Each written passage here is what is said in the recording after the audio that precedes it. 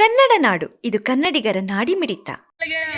ಮೋಸ ಮಾಡಿದಂತ ಕಾರ್ಪೊರೇಟರ್ಗೆ ಧಿಕ್ಕಾರ ಧಿಕ್ಕಾರ. ನಿವಾಸಿಗಳಿಗೆ ಕಾರ್ಪೊರೇಟರ್ ಮೋಸ ಮಾಡಿದಂತ ಶಿವರಾಜ್ಗೆ ಧಿಕ್ಕಾರ.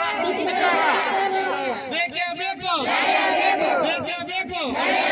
ನಮ್ಮ ಹೆಸರು ಗಂಗಣ್ಣ ಅಂತಂದೇಳಿ ಬಾಪೂಜಿ ನಗರದಲ್ಲಿ ವ್ಯವಸ್ಥೆ ಮಾಡ್ತಾ ಇದ್ದೀವಿ. ನಾವು 60-70 ವರ್ಷದಿಂದ ಜೀವನ ಮಾಡ್ತಾ ಇದ್ದೀವಿ ಸರ್. ನಾವು ಈಗ ನಾವು ನಿನ್ನೆ ಮೊನ್ನೆ ಬಂದೇನು ಶೆಡ್ಗಳು ಹಾಕಿದ್ದೀವಿ. ಬೇರೆ ದೇಶದಿಂದ ಬಂದಿಲ್ಲ, ಇಲ್ಲೇ ಹುಟ್ಟಿ ಇಲ್ಲೇ ಬೆಳೆದು ಇಲ್ಲೇ ಜೀವನ ಮಾಡ್ತಕ್ಕಂಥವ್ರು. ಏಕೆ ಬಂದು ಸರ್ಕಾರದವರು ಬಂದು ಕಿತ್ತಾರೋ, ಕಾರ್ಪೊರೇಟರ್ ಕಿತ್ತಾರೋ, ಯಾರು ಕಿತ್ತಾರೋ ನಮ್ಗೆ ಗೊತ್ತಿಲ್ಲ. ನಾವು ಏನ್ ಕೇಳ್ತಿದ್ವಿ, ಜಾಗ ಕೊಟ್ರೆ ಅಂತ ಕೇಳಕತ್ತೀವಿ. ಅದು ಬಿಟ್ಟು ಬೇರೆ ಏನಿಲ್ಲ. ಅವ್ರ ಸರ್ ಹಕ್ಕುಪತ್ರ ನಾವು ಮಹಾನಗರ ಪಾಲಿಕೆಯಲ್ಲಿ ಹಕ್ಕುಪತ್ರ ಕೊಟ್ಟಿದ್ದಾರೆ. ಅದಕ್ಕೆ ಡಿ ಕೂಡ ಕಟ್ಟಿದೀವಿ. ನಮ್ಮ ಹತ್ರ ಪ್ರೂಫ್ ಇದಾವ.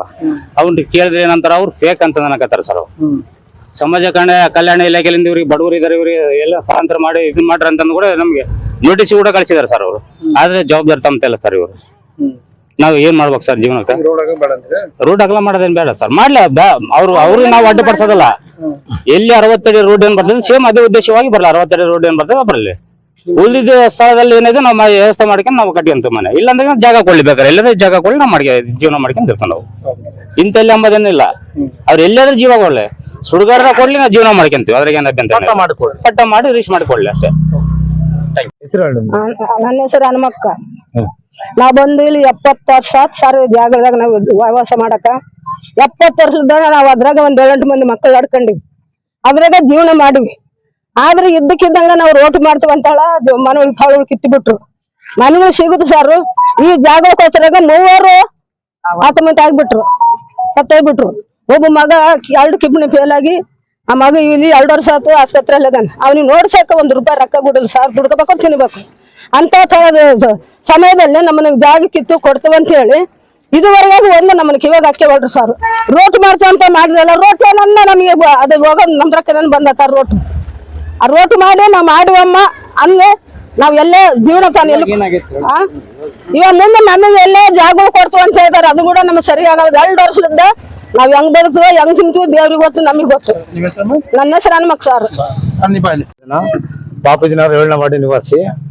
2025 ಸರ್ ನವೆಂಬರ್ ಅಲ್ಲಿ ಕಿತ್ತಿದ್ರು. 2 ವರ್ಷ ಆಯ್ತು ಸರ್. ಕಿತ್ತಿ ಕೊಡ್ತೀವಿ ಅಂತ ಹೇಳಿ ಅಗಲೀಕರಣ ಮಾಡ್ತೀವಿ ಅಂತ ಹೇಳಿ ಹೇಳಿದ್ರಿ ಸರ್.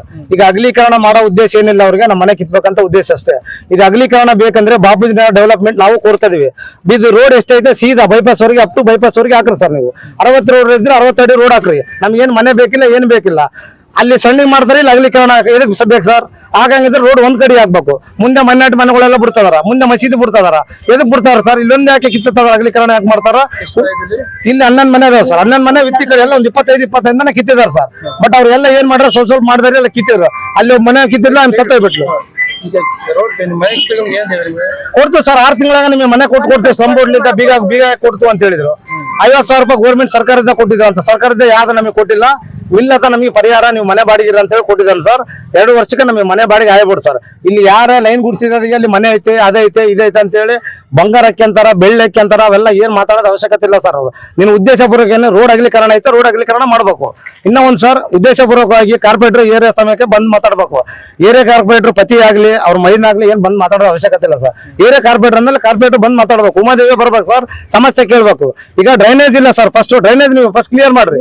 ಡ್ರೈನೇಜ್ ಕ್ಲಿಯರ್ ಮಾಡ್ಬೇಕು ಸರ್. ಡ್ರೈನೇಜ್ ಕ್ಲಿಯರ್ ಮಾಡಿದ್ಮೇಲೆ ಪೋಲ್ ಎಲ್ಲ ಕ್ಲಿಯರ್ ಮಾಡ್ರಿ. ಪೋಲ್ ಎಲ್ಲ ಕ್ಲಿಯರ್ ಮೇಲೆ ಅದ್ರ ರೋಡ್ ಡೆವಲಪ್ಮೆಂಟ್ ಮಾಡ್ರಿ. ನೀವು ಅದಿಲ್ಲ ಇದಿಲ್ಲ ಏಕಾಏಕಿ ನೀವು ಪಾರ್ಟಿ ಬಿಜೆಪಿ ಮಾಡ್ರಿ ಅಂತ ಹೇಳಿ ಕಿತ್ತಿದ್ದಾರೆ ಸರ್. 20 ಕುಟುಂಬ ಕಿತ್ತಿದ್ದಾರೆ ಸರ್. ನಮ್ಮ ಹತ್ರ ಗೋರ್ಮೆಂಟ್ ಕೊಟ್ಟಿರೋದು ಇದು ಸಂಬಳಿದ್ದ ಹಕ್ಕುಪತ್ರ ಅದಾವ, ಎಲ್ಲ ಅದಾವ ಸರ್. ಆದ್ರೂ ಕೂಡ ನಿಮಗೆ ಫೇಕ್ ಅಂತ ಹೇಳಿದಾರ. ಇವತ್ತು ಗೋರ್ಮೆಂಟ್ ಬಿಜೆಪಿ ಸರ್ಕಾರದಲ್ಲಿ ಕಿತ್ತಿದಾರ, ನಾಳೆ ಅವರು ಕೊಡ್ತಾರ, ನಾಳೆ ಮತ್ತೆ ಬಿಜೆಪಿ ಸರ್ಕಾರ ಬಂದು ಅಲ್ಲಿ ಕಿತ್ತದತ್ತೆ. ಅದೇ ಸರ್, ಅದು ಉದ್ದೇಶಪೂರ್ವವಾಗಿ ಅದೇ ಸರ್. ಸೋಮಶೇಖರ್ ರೆಡ್ಡಿ ಕೊಟ್ಟಂತ ಸಲುವಾಗಿ ಕಿತ್ತಿದ್ದಾರೆ ಸರ್. ಸಮಗ್ರ ಸುದ್ದಿಗಳಿಗಾಗಿ ತಪ್ಪದೆ ನೋಡಿ ಕನ್ನಡ ನಾಡು ವಾಹಿನಿ. ಸಬ್ಸ್ಕ್ರೈಬ್ ಮಾಡಿಕೊಳ್ಳಲು ಕೂಡಲೇ ಪಕ್ಕದಲ್ಲಿ ಕಾಣುವ ಬೆಲ್ ಐಕಾನ್ ಕ್ಲಿಕ್ ಮಾಡಿ ನೋಟಿಫಿಕೇಶನ್ ಪಡೆಯಿರಿ.